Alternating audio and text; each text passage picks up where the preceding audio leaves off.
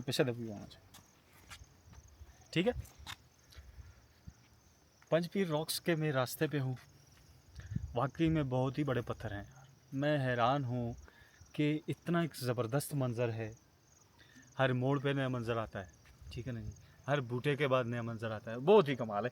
अगर मेरे दोस्त आपको दिखा सके तो नीचे का व्यू, हम अपनी ज़बान में इसे कस बोलते हैं, कसी बोलते हैं, लेकिन ये पूरा एक जंगल से, घने जंगल से भरी हुई जगह है और वाकई में बड़ी खूबसूरत लग रही है, ठीक है ना जी।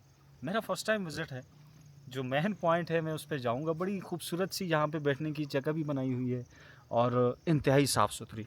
यकीन जाने मुझे मज़ा आ गया, मतलब सफाई देख के मुझे मज़ा आ गया, ठीक है ना जी।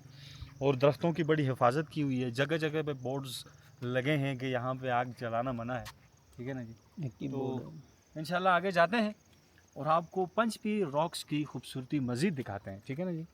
तो ड्रोन शॉट्स भी कुछ लेते हैं एंड यहाँ की खूबसूरती को अपने कैमरास में कैप्चर करते हैं।